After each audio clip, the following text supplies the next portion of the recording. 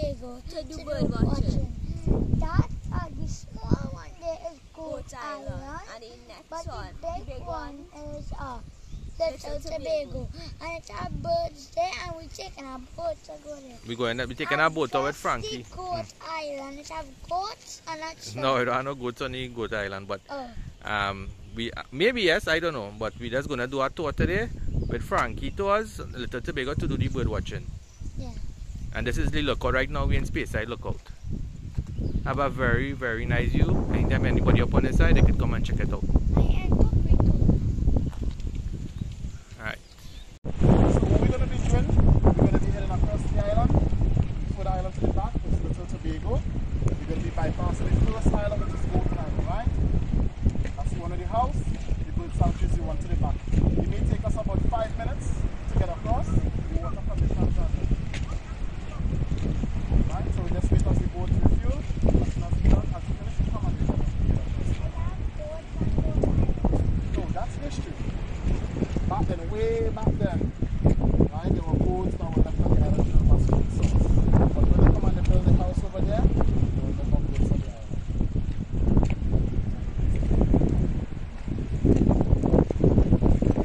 So what we're going to do, we're going to head across the Little Tobago, and again it's going to take us about 5-10 minutes to get together. Alright? So guys, sit back, relax, and roll around.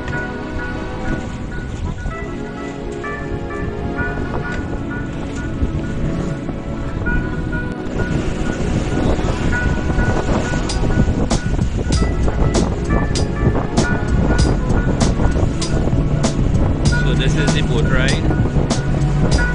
We're going to Little Tobago, that island across it. Yeah. Yep. Might have fish on that point. Yeah. See the little trip here. Goat Island, Little Tobago. About a 5 minutes boat ride, not long at all. That is Goat Island from the back of the house. We nearly reached Little Tobago.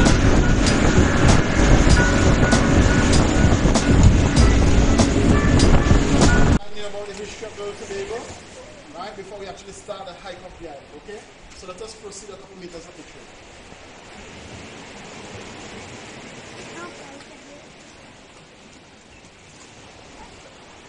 So we're heading up the trail. So this is the Little Tobago tour.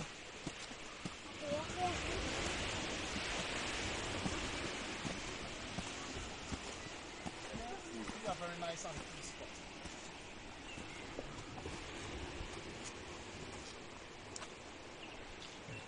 Right, so what I'm going to do may take me about 5 minutes.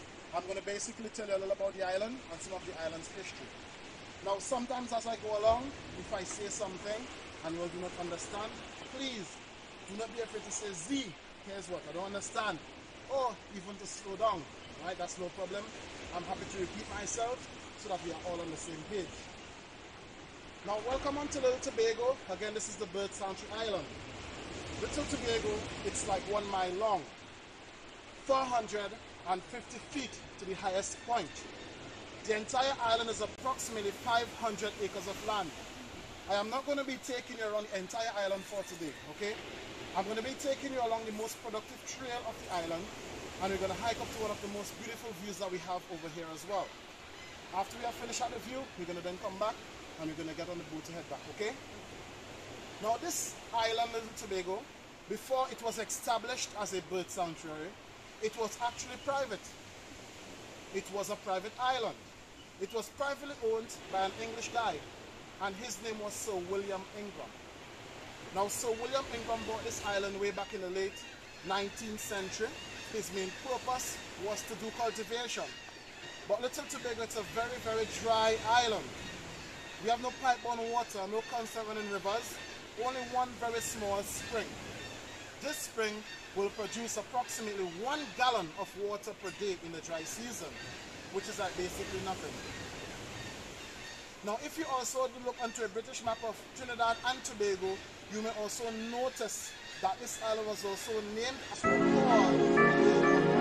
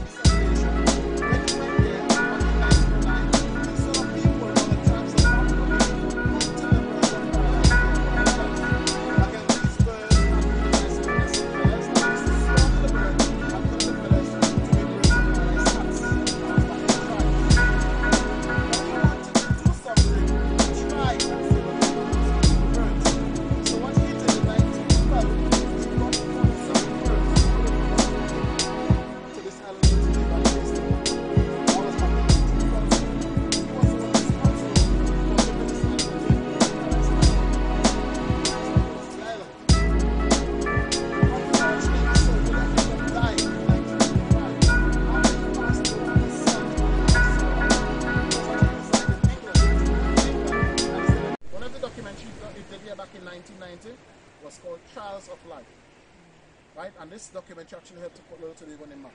As we get up to the top, I am going to explain a bit more of this documentary to you. BBC came back here in 2009 and they did a renewal footage of that documentary, and the renewal footage is called Life of Birds. So these are things that you can check out, okay? So from this point, if you don't have any questions, I believe we can take our time and start heading along the trails. I mean, I have a lot of nice things to point out to you all today, boys especially. So my dear friends, do not be afraid to ask questions. Anything I don't know, that's going to be some research up in my field. What does that say? Good? But what if we just make what you're going to do? I go hold it for you. You know that? I go hold it, and I go teach you how to hold a snake today. You ever hold a snake before? Yeah, Right, good. Nice. So that's what we're talking about, right? So let me start. We try our best to provide water for the birds. So what we normally do, the hut that we just were at where we rinsed our feet off, we depend on the rain. So water falls from the roof into a spouting into the tanks. We have 7 guys who work here. These guys are in charge of maintaining the trails, and also they are in charge of filling these up with water, right, as you can see. Now, because the island is so dry, we must make sure that the birds have water to drink. Because again, we do a lot of bird watching tours over here, and we want to keep the birds around. So you notice a lot of these green jobs, this is where the water is transported to the crabs in, okay? So these are the water. Have you spider before? No? Right. Now, you all may know that spiders or spider webbing has 2 things. Spider webbing has elasticity, and also spider webbing has a very strong glue. Now, spiders will normally build their home in webbing from branch to branch, or leaf to leaf, forever, or sometime in the middle of a little hole or something, right? But this spider I'm going to show you, it is totally unique, it's totally different. It is one that digs into the bank, so it literally burrows. And what it does, it uses a mixture of webbing and dirt. It uses its webbing, to stabilize the walls of its tunnel all the way up to the entrance. And at the entrance, it uses a mixture of webbing and dirt to make what we call a perfect camouflage door. So if you do not know what you're looking for, you will never find this one, right? I want you to pay attention to this. You see right here? Where this leaf is? It's actually a home for a trapdoor spider. But the door is actually shut. I'm going to try to open it to save time. Oh. And that's him open. Wow. It does be big. It's a little small. It's a small little guy. So I'm not going to disturb him for too long, right? I'm going to now stop that. So that's a trapdoor spider. Now, trapdoor spiders are very unique. Again, these are nocturnal.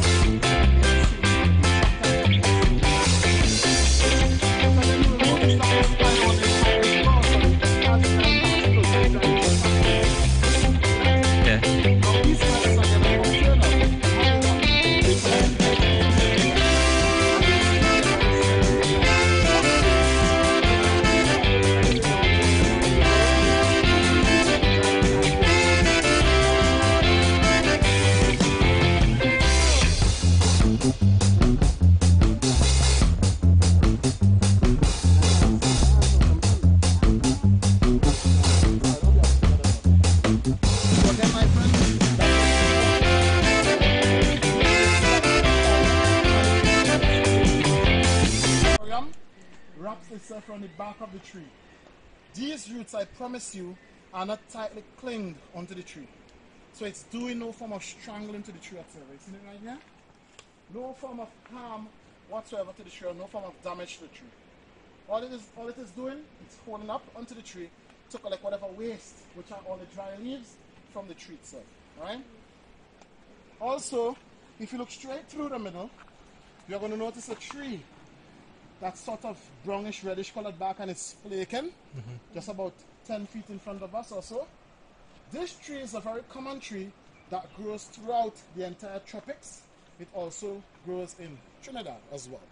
You find it as far as Miami, throughout every tropical island, as far as South America.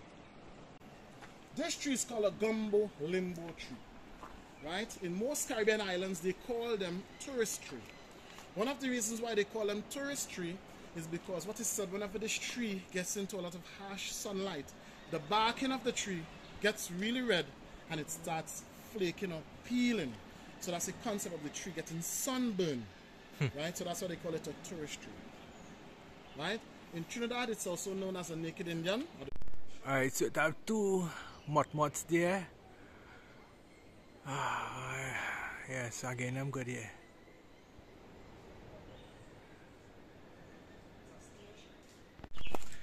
Rata and Jordan, look at flapping.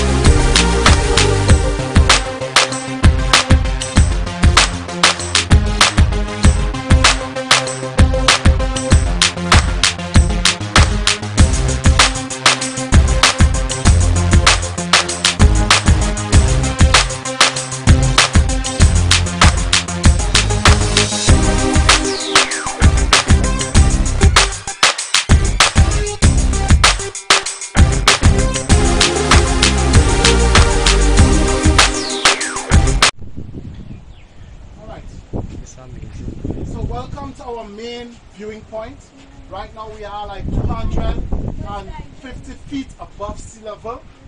What we do, we overlook the big island way over there. That big island is called St. Giles or Melville Island. Now St. Giles or Melville Island also separates the two seas.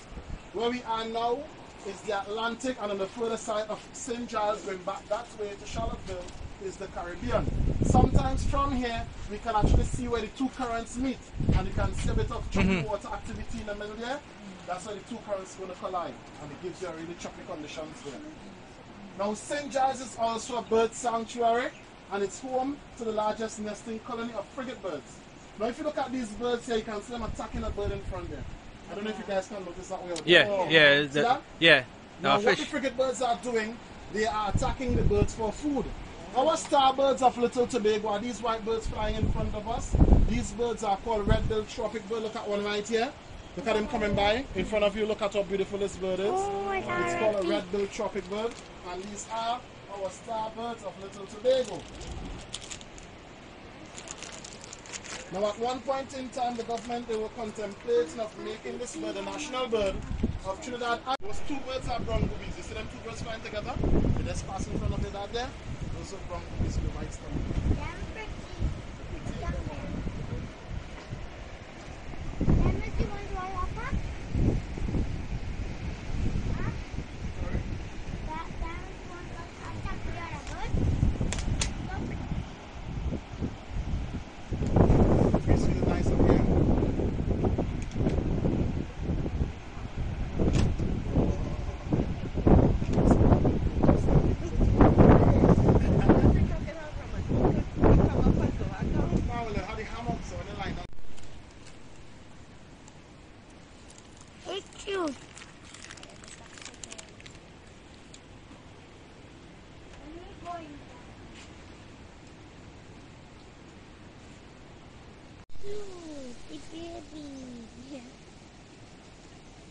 just so nice. I wish I could pick him up.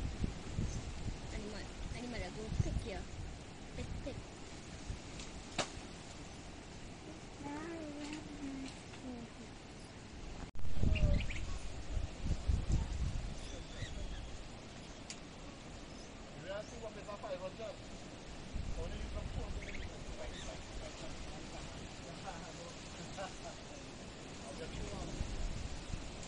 Coming into sky, woman, I top the Tropicbirds.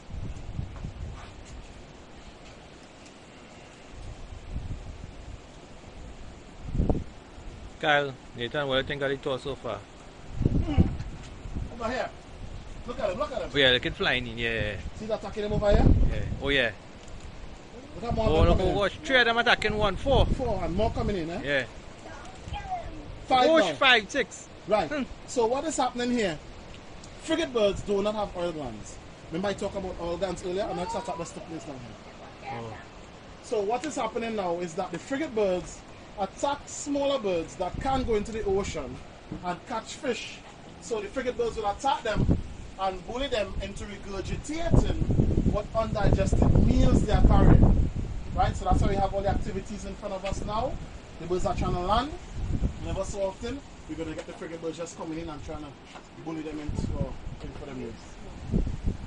So the frigate birds as well are the largest seabirds that we have to offer.